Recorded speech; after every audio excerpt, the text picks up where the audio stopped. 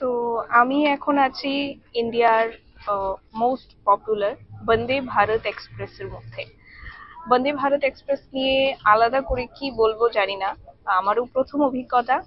কেমন ফ্যাসিলিটিস বা কেন এই বন্দে ভারত এক্সপ্রেসকে নিয়ে এতটা আলোচনা, সেই সমস্তটা প্র্যাকটিক্যালি দেখার জন্যই ভাবলাম যে একটা জার্নি বন্দে ভারত এক্সপ্রেসে করে নেওয়া যাক।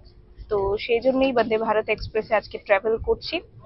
আহ, কি কি স্পেশালিটি রয়েছে, কি কি আমার কাছে স্পেশাল মনে হলো, ভালো পজিটিভ বা নেগেটিভ সমস্ত কিছুটাই তুলে ধরার চেষ্টা করবো এই ভিডিওর মধ্যে দিয়ে, এবং একদম অনেস্ট রিভিউ যেটা রয়েছে সেটাই দেব। তো ভিডিওটা শেষ পর্যন্ত অবশ্যই দেখুন, এবং বন্দে ভারতে আপনারা ট্রাভেল করেছেন কিনা জানাবেন। যদি না করে থাকেন তবে করবেন কিনা সেটাও এই ভিডিও দেখার পর আপনারাই ডিসাইড করবেন। ভারতের দ্রুততম ট্রেনগুলোর নাম বলতে গেলে শুরুতেই যে নামটি আজকাল সবার মুখে চর্চিত সেটি হচ্ছে বন্দে ভারত এক্সপ্রেস। চারিদিকে বন্দে ভারতের এতটা প্রশংসা দেখে আমারও মনে হলো যে কিছুটা অভিজ্ঞতা নিয়েই দেখা যাক কথায় কাজে আদৌ কতটা মিল। তাই ওড়িশার বালাসোর থেকে হাওড়ার উদ্দেশ্যে রওনা হলাম বন্দে ভারত এক্সপ্রেসে করে। টিকিটের দাম পড়েছে জনপ্রতি 750 টাকা করে। বালাসোর থেকে হাওড়া অবধি প্রায় 2.5 থেকে 3 ঘন্টার রাস্তা। বন্দে ভারত এক্সপ্রেস ঠিক সময় মতোই পৌঁছালো স্টেশনে, আর আমরাও যাত্রা শুরু করলাম হাওড়ার উদ্দেশ্যে। তো বন্দে ভারত নিয়ে একটা কথা বলতে চাইবো। অনেকের মনে হতে পারে যে বন্দে ভারত এক্সপ্রেস হয়তো নন স্টপ, মানে যেখানে স্টপেজ রয়েছে শুধু সেই স্টেশনেই থামবে, তার আগে কোথাও বন্দে ভারত এক্সপ্রেস থামে না। তো এই কনসেপ্টটা যাদের রয়েছে এটা কিন্তু সম্পূর্ণ ভুল, সেটা আমি বলে দিই। কারণ আমি বালাসোর স্টেশন থেকে উঠেছি এবং বালাসোরের ঠিক পরেই টিকিরাপাল পিএইচ থেকে হলদিপাড়া যেতে মাঝ পথে কিন্তু একটা মানে ক্রসিং রয়েছে সম্ভবত, সেই কারণে কিন্তু ট্রেনটা এখানে থেমেছে। যদি কারোর মনে হয়ে থাকে যে কোনো কিছুতেই বন্দে ভারত এক্সপ্রেস থামে না, সেটা কিন্তু ভুল হবে। ক্রসিং যদি থাকে তাহলে কিন্তু অবশ্যই অন্যান্য ট্রেনের মতো বন্দে ভারত এক্সপ্রেসও থামে।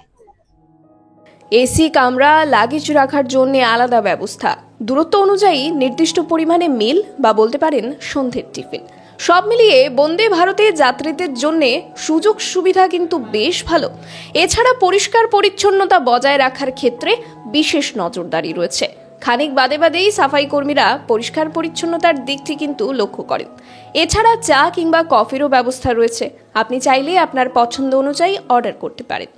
টিকিটের মূল্য অনুযায়ী যাত্রা তেমন খারাপ নয়। ভেতরে অবশ্য অনেকটা বিমানের মতোই অভিজ্ঞতা হবে আপনাদের, যেখানে সময়ে সময়ে আপনার প্রয়োজন সুবিধা অসুবিধার খোঁজ খবর নিতে রয়েছেন আলাদা ক্রু মেম্বার। তাছাড়াও ওয়াশরুমের পরিকাঠামো নিয়ে আপনাদের কোনো অভিযোগ থাকবে না নিশ্চিত। সব মিলিয়ে পয়সা উসুল যাত্রা বললে ভুল হবে না। উল্লেখ্য যে মিলটি পরিবেশন করা হয় সেটি কিন্তু আপনার টিকিটের মূল্যের সাথেই ধার্য করা হয়। এর জন্য আলাদা করে কোনো টাকা ট্রেনের ভেতরে আপনাকে দিতে হবে না। আমাকেও একইভাবে একটি মিল বক্স দিয়ে যাওয়া হলো। দেখুন কি কি ছিল সেই বক্সে।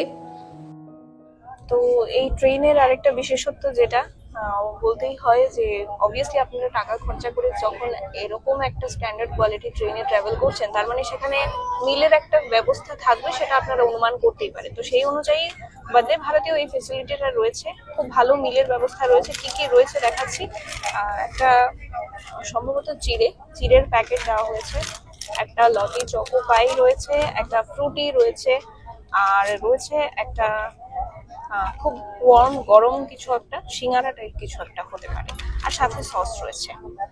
আর জলের বোতল, প্রথমেই যেটা জলের বোতল ওনারা প্রোভাইড করেছে সেটা হয়তো দেখাতে পারিনি।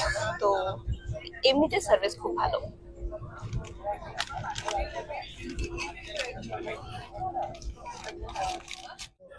তো এখন আমি আপনাদেরকে একটা বেশ গুরুত্বপূর্ণ বিষয় বলতে চলেছি, যে আমরা প্রতিনিয়ত যে সাধারণত ট্রেনগুলিতে চলাচল করে থাকি তাতে যে চার্জিং পয়েন্টগুলো রয়েছে সেগুলো সাধারণত আমাদের সিটের পাশাপাশি অবস্থায় থাকে, ওপরে কিংবা নিচে এই ধরনের জায়গাতে থেকে থাকে, এই ধরনের পাশের জায়গাতে। কিন্তু বন্দে ভারতে ওঠার পর থেকে আমি কোথাও খুঁজে পাচ্ছিলাম না। তারপর অনেক খোঁজাখুঁজির পর ফাইনালি পেয়েছি যে চার্জিং পয়েন্টগুলো বা বোর্ডের এই সুইচ পয়েন্টগুলো এগুলো কোথায় থাকে। তো বেসিক্যালি এই পয়েন্টগুলো আপনারা এই ধরনের সাইডে পাবেন না, সেটা আপনারা পাবেন এই যে সিটটা দেখতে পাচ্ছেন সিটের ঠিক নিচে, মানে আপনার যে সিটের হ্যান্ডেলটা রয়েছে তার বরাবর ঠিক নিচে এই জায়গাটাতে দেখতে পাচ্ছেন, এই জায়গাটাতে রয়েছে সুইচ বোর্ড। তো আপনারা চাইলে আপনাদের যে চার্জিং ডিভাইসটা রয়েছে, চার্জারটা রয়েছে, সেটা আপনারা এখানে গিয়ে প্লাগ করে দেবেন।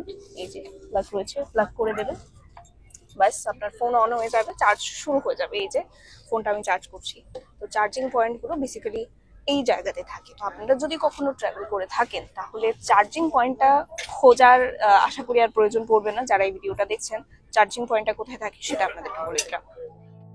সার্বিক দিক থেকে বন্দে ভারতে যাত্রার অভিজ্ঞতা আমার ভালোই ছিল, তবে গতির নিরিখে বলতে গেলে একে ভারতের একমাত্র দ্রুততম এক্সপ্রেস বলা কিন্তু ভীষণ ভুল হবে। এছাড়াও বহু ট্রেন ভারতের বুকে ঠিক একই গতি নিয়ে চলাচল করে। তবে বন্দে ভারতে যাত্রীদের জন্য যে নিত্য নৈমিত্তিক ব্যবস্থাপনা গৃহীত হয়েছে সেগুলি প্রশংসনীয়।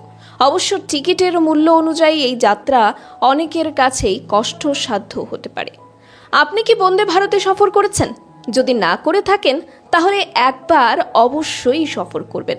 আশা রাখছি আপনাদেরও ভালো লাগবে। আর অবশ্যই আপনার অভিজ্ঞতা জানাতে কমেন্ট করবেন এই ভিডিওতে। দেখা হচ্ছে পরের ভিডিওতে।